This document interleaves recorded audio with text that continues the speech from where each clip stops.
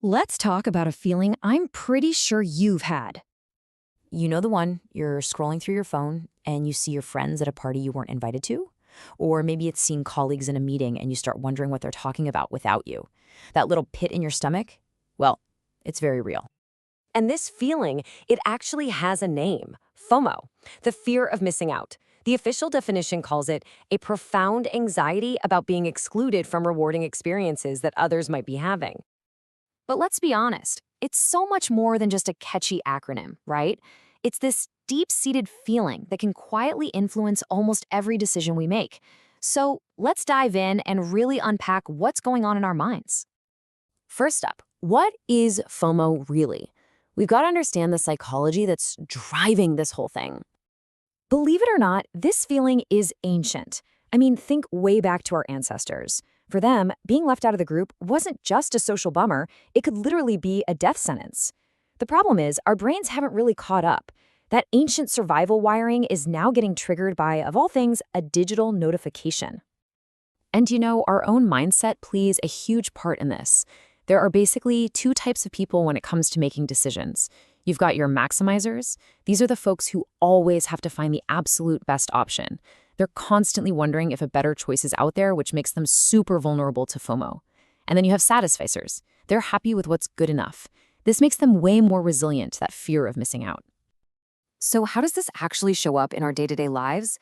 Well, it's that compulsive need to check your phone every 2 minutes. It's saying maybe to plans because, hey, something better might come along.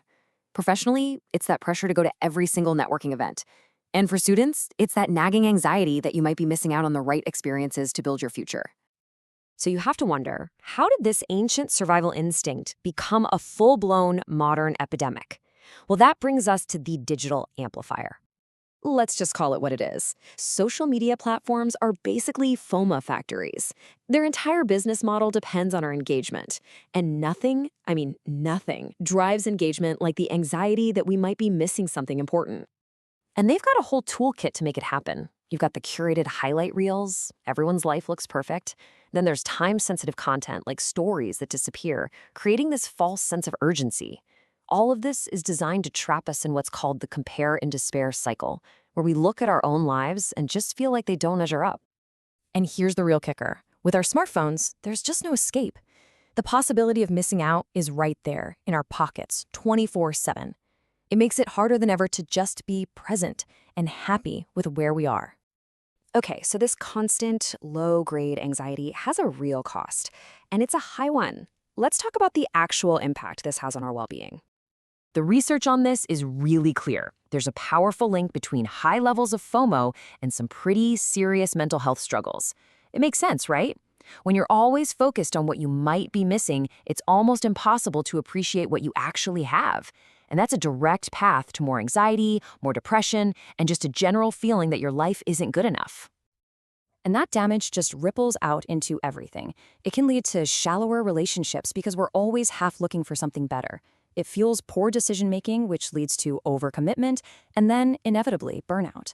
And worst of all, we can start to lose touch with who we are and what we genuinely want. Okay, I know that sounds pretty bleak, but the good news is we are not powerless here. We can absolutely take back control. So it's time for the playbook, how to reclaim your attention. It really comes down to 3 key strategies that you can start using right away. First, mindfulness, the simple act of being present in the moment.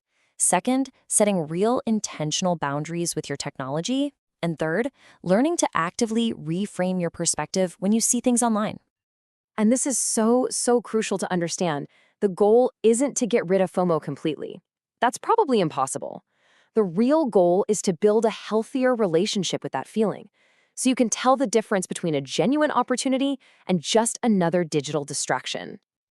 And when you do that, it can lead to this incredible mindset shift from the fear of missing out to what people are now calling JOMO, the joy of missing out. It's that liberating feeling you get when you realize that saying no to some things is actually what allows you to say a full yes to the things that truly matter. But the ultimate long-term strategy? It's building real, authentic self-knowledge. When you truly know what you value, what brings you joy, and what your goals are, you create your own internal compass. And with that compass, all the outside noise and social pressure just starts to fade away. So ultimately, I want you to remember this. We live in a world that is literally designed to profit from our distraction and our anxiety. In a world like that, choosing to be present, choosing to be content in your own life, isn't just a nice idea, it's a radical, essential act of self-care.